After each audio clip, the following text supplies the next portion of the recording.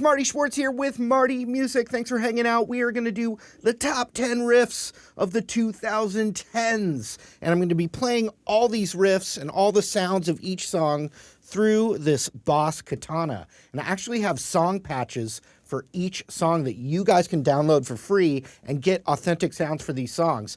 Check out the link in the description. It'll take you there. And also the Boss Katana itself, great amp, tons of cool effects, and it's totally affordable, so check it out. All right, so the 2010s, I was actually already a YouTube guitar teacher at this time, so it's not the 80s or 90s where I'm a young, impressionable music fan learning the guitar. Of course, I'm still a music fan, but all these songs came at a time when I was already doing my current gig of teaching you guys guitar, so you'll see a little theme running throughout those. But let's get to it. Number 10 is the song Walk by the Foo Fighters.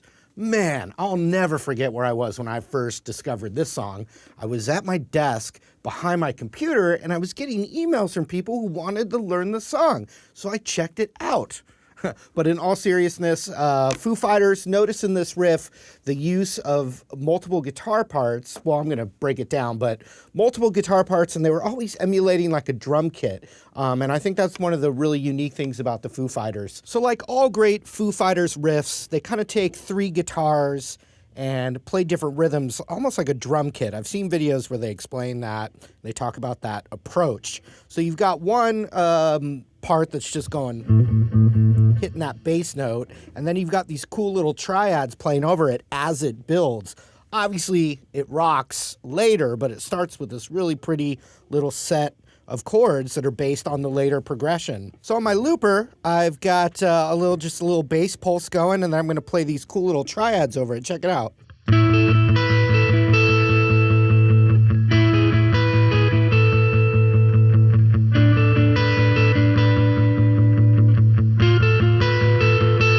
Does it again.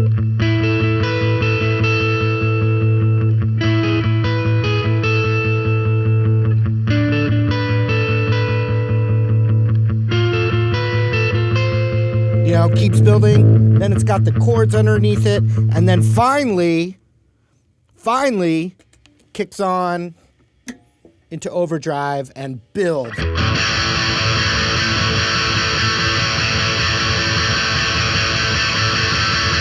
Number 9 is Redbone by Childish Gambino. Now, I don't know if you guys have ever noticed that Childish Gambino looks a lot like the actor that played Lando Calrissian in that Solo movie. But anyway, I don't know if you guys have ever noticed that. But what I got to say about this one that's really cool is that it's kind of an old school soul, funky R&B, almost like Prince reminiscent, which is one of the cool things I think about the 2010s is the meshing of all these different genres together. Anyway, this is a killer little guitar line that uses an Ottawa, also known as an envelope filter, and it's just a tasty little melody. So let's check it out. So this riff is a classic R&B, which is one of the cooler things about the 2010s is that all genres are mixed together. And so you get to hear a song like this and then a song like Foo Fighters, and you can pick whatever you want, and it's just more accepted to have different styles. So this one's using an envelope filter.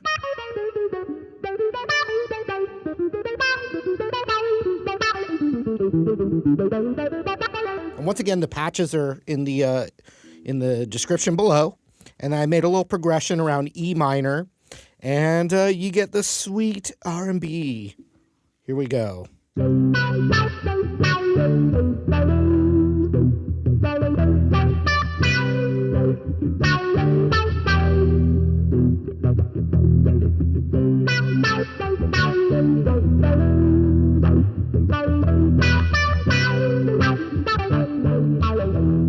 Number 8 is Pumped Up Kicks by Foster the People. Man, I'll never forget where I was when I heard this song. I was at my desk sitting behind my computer, and I got an email from some people saying, check out this new song. So I checked it out. This is one of those classic bass lines. The guitar's played with the bass line. Just one of those earworms, you know. It's a melody that you can sing along to. You hear it, and it gets stuck in your head. Very interesting, you know, when you hear a song like this, and it sounds like a happy pop tune, but then the lyrics are actually super dark. So I always find it weird when like a wedding band plays this song, etc. But great tune, great bass line. So let's check it out.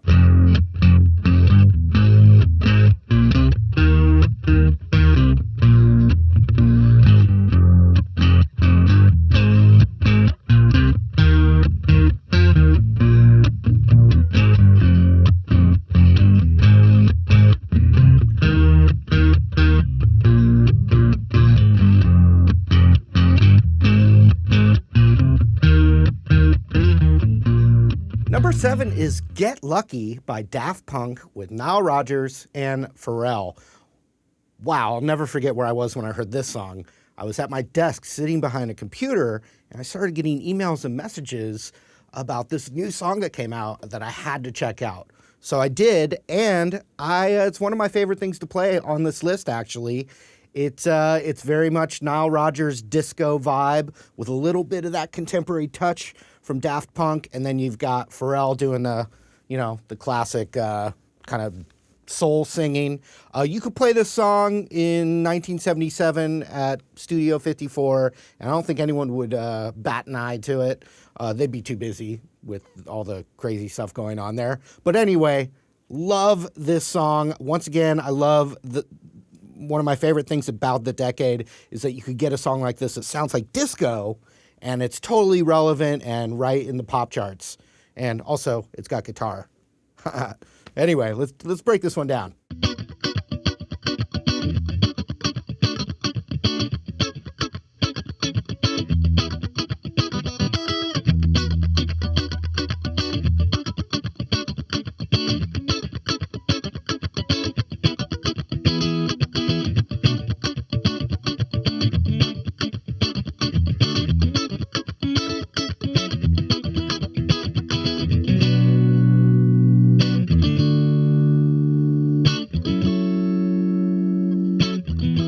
Number 6 is Queen of California by John Mayer. I'll never forget where I was when I first heard this song. I was at my desk, sitting at my computer. John Mayer announced his new song, and I listened to it, and I loved it. But when I play this riff, what you're going to notice is I'm actually using the Boss Katana, and they actually have a channel specifically for acoustic, and I really dig the way it sounds. So I think you guys are going to like it. So let's check it out. So actually, I am using the acoustic channel on the Boss Katana, and it just sounds really nice. So that is the output of the Katana that you're hearing in the recording. Now, just a little behind the song, you got a G sussy thing, you know, with cool rhythm, and then an F chord that descends down. So if you were to study a little music theory, that would be G mixolydian. You have a G chord and then another major chord down a whole step. Obviously, he's gotten very into the Dead, and that's a big part of what they do. So that's seeped into his own songwriting a bit. Not to say he wouldn't use mixolydian before the Grateful Dead, but it's just got a little bit of that flavor. So you got the G, F, and then as far as changes, you know, a C chord, just like in the blues. And an A minor 7, which all fits in that G mixolydian. And then, classic blues turnaround, the 5 to the 4.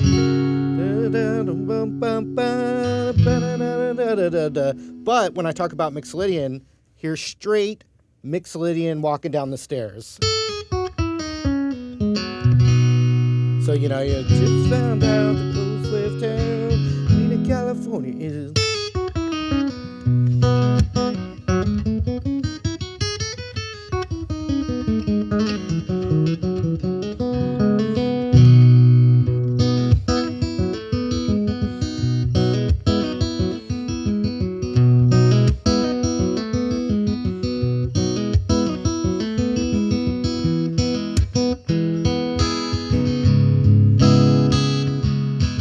And we're back with number 5. Arctic Monkeys, Do I Want to Know?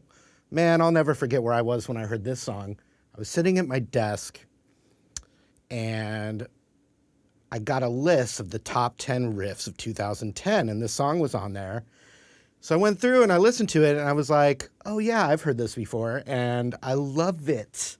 And I do apologize out there for the big Arctic Monkey fans out there. I haven't done enough of their lessons, so I'm a changed man. We've got more Arctic Monkeys lessons coming your way. Thank you for your patience.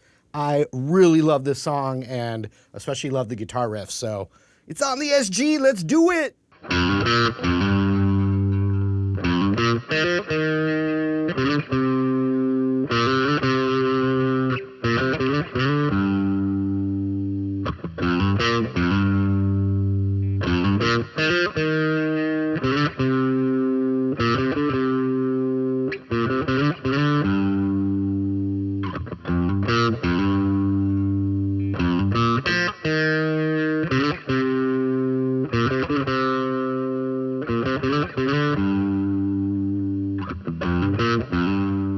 Number 4 is Dark Necessities by the Red Hot Chili Peppers.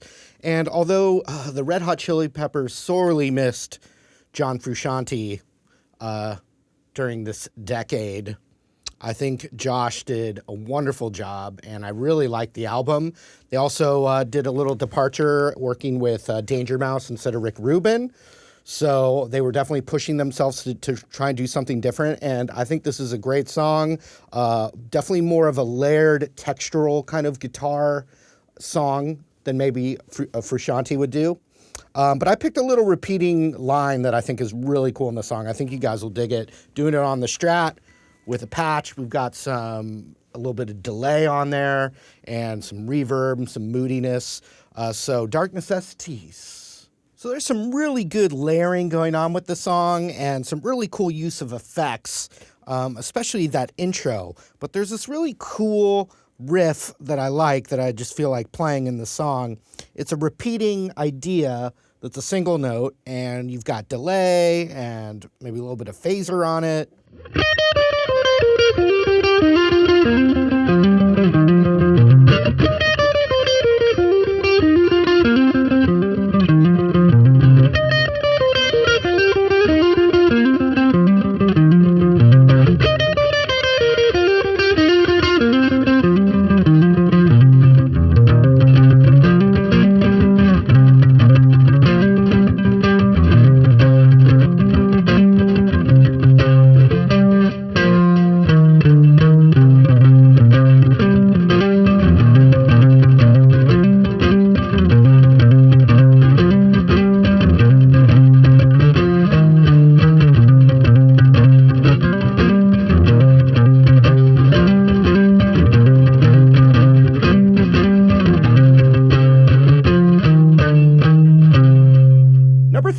Clark Jr., Bright Lights, and, I'll never forget where I was when I first heard this song. I was at my desk behind my computer, and I clicked play on this thing called Spotify to play the song, and man, it rocks. Also notice the 2 different settings I've got in the patches for the Boss Katana. We've got that classic intro sound, and then we've also got the solo Fuzz Octavia sound, and my friends over at Boss did a great job creating those patches, so check this out. Oh, Gary Clark Jr., thank you for helping out the 2010s by giving us a little blues rock that still fits in as something contemporary. Thank you. So you've got the classic blues, A minor blues. He's feeling it. Let's see.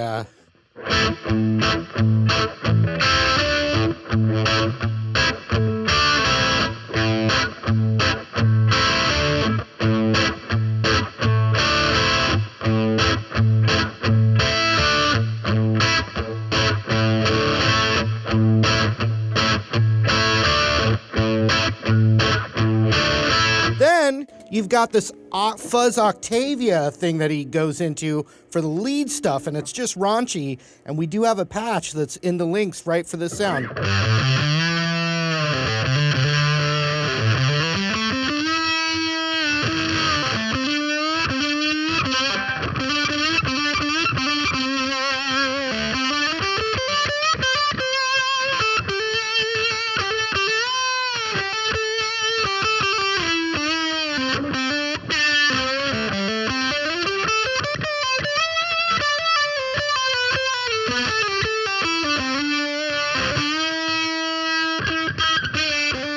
2, who does number 2 work for anyway? Is Muse Psycho.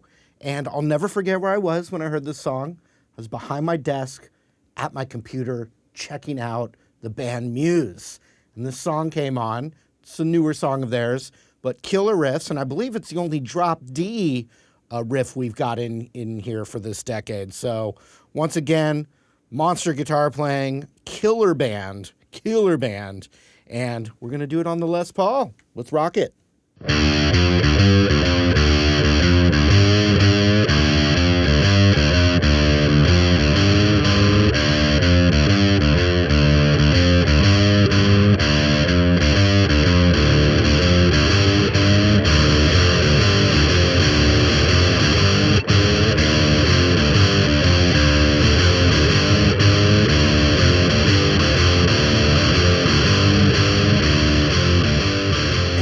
Number 1, it's Lonely Boy by the Black Keys. Loving the Black Keys. You know, I'll never forget where I was when I first heard this song. I was on the couch with my laptop and headphones on. Yeah, it was like that. Anyway, what I really think of with the Black Keys, I do have more personal stories with this song, is thinking of my good buddy Jamie Allensworth, back in another life. We did a bunch of covers, you know, when people were doing like acoustic covers and different rock covers and things on YouTube. And we did a cover of Lonely Boy. We did Tighten Up, which was another contender, but I like to keep one band per these lists. So we picked Lonely Boy, but I think of my buddy Jamie and making music with him, and what a good time that was, and hopefully still will be. And the Black Keys, you know, what can you say? They're definitely one of the dominating guitar-oriented bands during the 2010s. So I picked Lonely Boy. I've got some great sounding patches for you to hear with it that I think you'll enjoy. And let's do it. All right, so without a whammy pedal, I have an octave pedal that I can click on, right? All just from the Katana floor controller. So I can imitate that intro by going.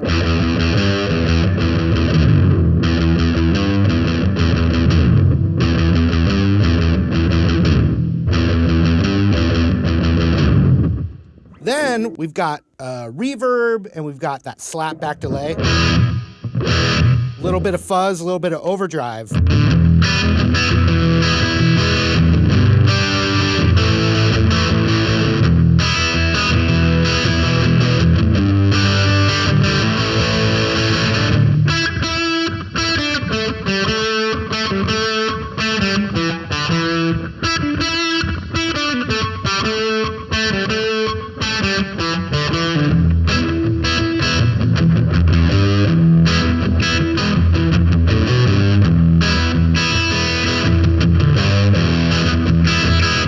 I hope you guys enjoyed that countdown.